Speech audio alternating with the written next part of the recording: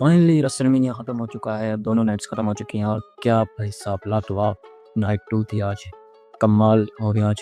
Roman Reigns हमारे Roman tribal chief एक बार फिर से बन चुके हैं WWE वर्ल्ड हैवीवेट चैंपियन। हाँ, पिछली बार वो अनडिस्प्यूटेड चैंपियन थे, लेकिन इस दफ़ा टाइटल चेंज है, वक्त चेंज है, सब कुछ चेंज है और हमारे ट्राइबल चीफ अब एक बार दोबारा से कंपनी को संभालेंगे वर्ल्ड हैवीवेट चैंपियन बनकर। लेकिन WWE ने नाइट 1 में जो किया है उसके बाद से उम्मीद तो नहीं थी WWE के साथ, लेकिन फाइनली WWE ने नाइट 2 में दोनों दिया। वो बहुत ही कमाल का शो था। सबसे पहले हम बात करेंगे नाइट 2 के मेन इवेंट की। दोस्तों मुझे बहुत एक्साइटेड है, रोमन रेंस चैंपियन बन चुके हैं और सबसे पहले हम इसी मैच के बारे में बात करेंगे, रोमन रेंस वर्सेस CM पंक के मैच की। तो सबसे पहले आते हैं शो पर रोमन रेंस को एक ख़ास इंटरेस्ट दी जाती है। रोमन रेंस को पहले अच्छा सा सलूट दिया जाता है। रोमन रेंस को वो ड्रम होता है और बहुत सा कुछ होता है। रोमन रेंस उसके बीच में आते हैं और तब एकदम से बजता है OG theme song head of the table. भाई साहब लिटरली वो थीम सॉन्ग जैसे ही मैंने कानों में आया, यकीन मानो कि मैं समझ गया कि ये रोमन रेंस आज चैंपियनशिप लेकर जाने वाला है। भाई साहब हेड ऑफ द टेबल वापस आ चुका है। रोमन रेंस ने अपने पुराने थीम सॉन्ग के साथ कम बैक किया। बहुत ही कमाल का सीन था रोमन रेंस। उसके बाद CM पंक की वीडियो चलाई जाती है। CM पंक की वीडियो पैकेज दिखाया जाता है। CM पंक चैंपियन है और वो पहली दफ़ा मेन इवेंट करें रेसलमेनिया को। ये उनके लिए बहुत बड़ी बात है। रोमन रेंस के लिए तो ये कोई बात ही नहीं है। रोमन रेंस तो 11 मरतबा मेन इवेंट कर चुके हैं और अगली दफ़ा क्या मेन इवेंट करेगा, मुझे तो ये लगता है। खैर CM पंक का वीडियो पैकेज चलाया जाता है। उसके बाद CM पंक आते हैं। थीम सॉन्ग नहीं बजता बिल्कुल भी, हम लोग गैसी और इंटरेस्ट दे रहे हैं। जैसे CM पंक आते हैं नीचे बैठते हैं, जब बोलते हैं इट्स फाइट नाइट तभी थीम सॉन्ग बजता है यार CM पंक का। CM पंक का थीम सॉन्ग बजता है और CM पंक आते हैं रिंग अनाउंस आती है और वो उनका नाम अनाउंस करती है। ये सारा कुछ भी होता है और फिर मैच स्टार्ट होता है। मैच में दोनों सबसे पहले एक दूसरे को सही दिखाते हैं कि हम फुर्तीले हैं, सही एक दूसरे को मारते हैं। दोनों में कमाल टैलेंट है। रोमन रेंस और CM पंक में दोनों ही लड़ते हैं। शुरू में तो CM पंक बहुत रोमन रेंस को मारते हैं, लेकिन बाद में रोमन रेंस जो CM पंक की धुलाई करते हैं मज़ा आ जाता है। रोमन रेंस की धुलाई, रोमन रेंस जो धुलाई करता है CM पंक की, उसको देखने के बाद दिल वो सुकून हो जाता है।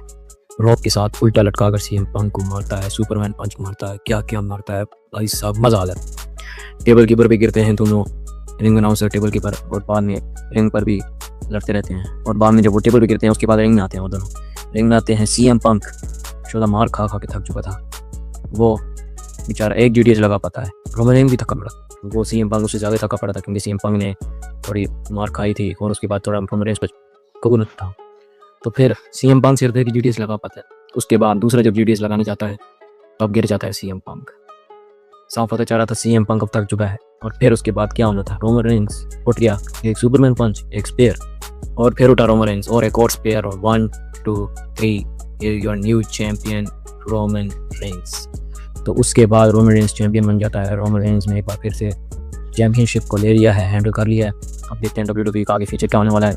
क्या WWE वापस से 2024 से पहले वाली WWE बन जाएगी जैसी पहले वो करती थी, ये तो अब आगे ही पता चलेगा। उसके अलावा अब हम बात करते हैं सबसे गंदे वाहियात मेन इवेंट नाइट 1 के मेन इवेंट के बारे में, जो था कोडी रोड्स और रैंडी ऑर्टन के दरमियान। सबसे पहले तो कोडी रोड्स आते हैं, जैसे मुझे इंटरेस्ट होती है कोडी रोड्स आते हैं, फिर रैंडी ऑर्टन आते हैं, फिर सारे आते हैं। बाद में द रिंग अनाउंसर उनके नाम अनाउंस कर लेती है। तो रैंडी ऑर्टन और कोडी रोड्स जब आपस में फेस ऑफ कर रहे होते हैं तो पैट मैकअफी कोडी रोड्स पर अटैक कर देते हैं। लेकिन इस दफ़ा पैट मैकअफी के साथ जो हुआ वो तो देखने वाला। कोडी रोड्स के साथ तो मैं इस दफ़ा हूँ कि पैट मैकअफी के साथ जो कोडी रोड ने किया वो बिल्कुल ठीक किया, एक नंबर की। कोडी रोड्स क्या करते हैं, पैट मैकअफी को बाहर ले जाते हैं, टेबल कीपर गिराते हैं, टेबल कीपर खुद छलांग मारने वाले होते हैं, लेकिन वहाँ भी आ जाता है जेली रोल मोटा। उसके बाद जेली रोल कहता है तू हट जा कोडी, सेट कर जब मैं आता हूँ। कोडी कहता है चल ठीक। पैट मैकअफी इस टेबल पर होता है, जेली रोल इस टेबल पर होता है। जेली रोल ऊपर से धड़ाम नीचे छलांग मारता है। पैट मैकअफी डाउन गया पैट मैकअफी। उसके बाद पैट मैकअफी बहुत ही उसको स्ट्रेचर लेने आती है, स्ट्रेचर पे उसको लेटाते हैं, स्ट्रेचर उसको ले जाते हैं। रैंडी ऑर्टन पेशेंट होता है कि ये क्या हो गया मेरे साथ, ये साथ क्या हो गया।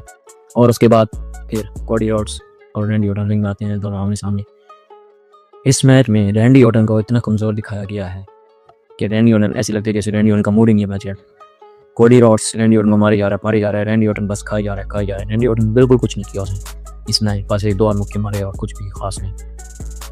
बाकी इसके बाद अगर हम बात करें आखिर से तो क्या हुआ, कोडी रोड्स रैंडी ऑर्टन में ऐसा अटैक करता है कि रैंडी ऑर्टन हल्की सी आर के और रेफरी को मार देता है।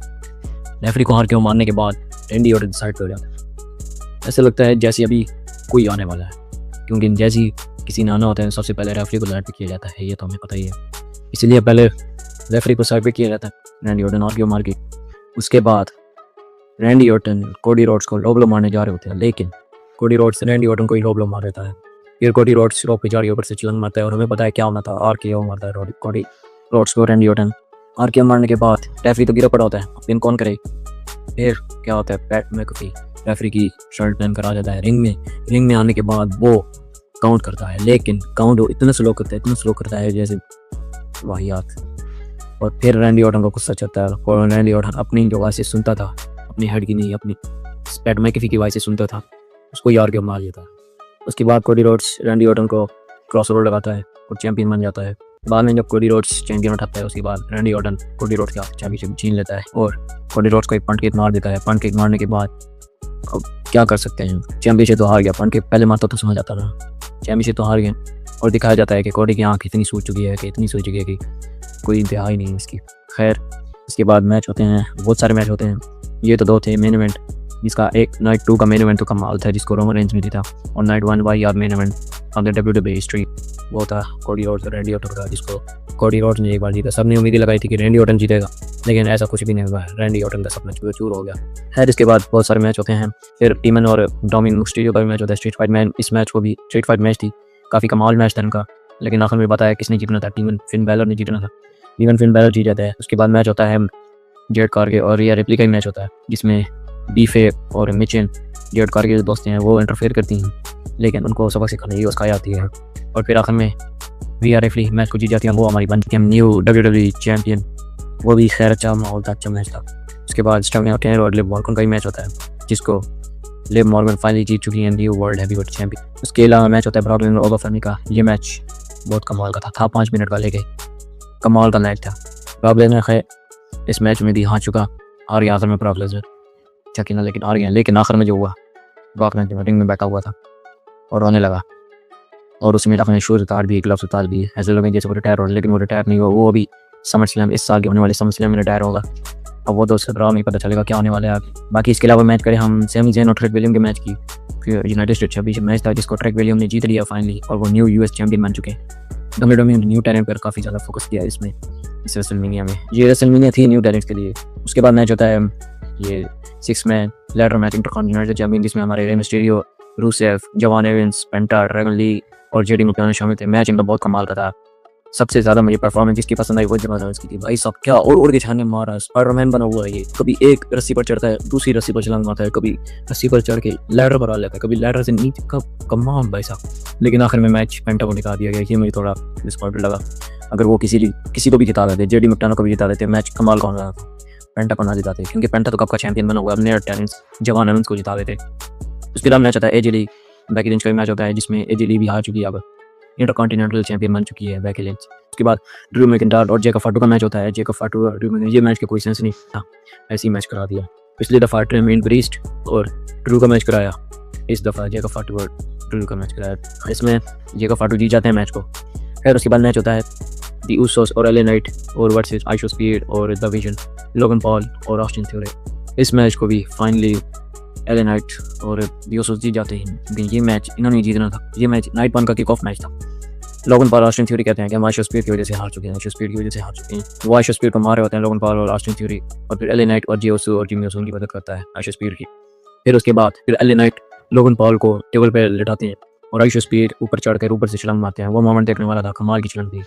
उसके बाद मैच होता है fatal four way tag team women's tag team championship match का, जिसमें चार्लेट फ्लेयर और एलेक्सा ब्लिस होती हैं, बेली और लारा वल्गेरिया और लैश लेजेंड और नाया जैक्स जो चैंपियन है, और निकी बेला और ब्री बेला होना चाहिए। हाँ, लेकिन निकी बेला इस मैच में इंजर्ड होती हैं, लेकिन उनका पार्टनर जो होता है वो कमाल, फाइनली वो उनका पार्टनर ब्री बेला का पार्टनर जो होता है वो पेज होती है।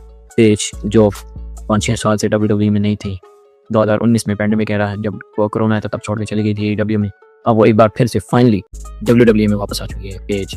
वो WWE ब्री बेला के साथ टैग टीम बनाती है, और फिर उनका मैच होता है जिसमें ब्री बेला और page new tag team champion बन चुकी है। गुंथर और सेथ रॉलिंस का मैच होता है, जो मैच इस मैच में कोई कमाल चीज नहीं थी। ये मैच इसका सेंस भी नहीं बनता था मैच का। मैच में तो सेथ रॉलिंस डोमिनेट कर रहे होते हैं गुंथर को, ऐसे लगा कि गुंथर हार जाएगा इस मैच में, लेकिन गुंथर को जिताना था। WWE में क्या करते हैं कि सेथ रॉलिंस गिरने पड़े होते हैं और शफनम फ्रॉन ब्रेकर आता है और एक स्पीयर जब लगता है सेथ रॉलिंस को, और उसके बाद सेथ रॉलिंस रिंग में आता है और ब्रॉन गुंथर अपना उसको लॉक लगा देते। आखिर में सेथ रॉलिंस को टैप आउट करना पड़ा और सेथ रॉलिंस हार गया। उसके बाद जब सेथ रॉलिंस तैयार होता है रिंग से, तो ब्रॉन ब्रेकर एक बार फिर तेजी से भाग के आता है। भाई साहब कमाल का स्पीयर, हालांकि स्पीयर लगता है टांगों में, लेकिन जो स्पीड से भाग के आता है, मतलब 120 की स्पीड से भाग के आता है, वो ऐसा भाग के आता है। स्पीयर मारता है कि कमाल का मजा आ जाता है स्पीयर देख के उसका। ये था रिव्यू आज का। खैर आपको कैसा लगा कमेंट्स में बताना। अब मिलेंगे आपसे रॉ की रिव्यू वीडियो में, मिलते हैं रॉ की रिव्यू वीडियो में। और रॉ की शुरुआत होने वाली हमारे ट्राइबल चीफ से।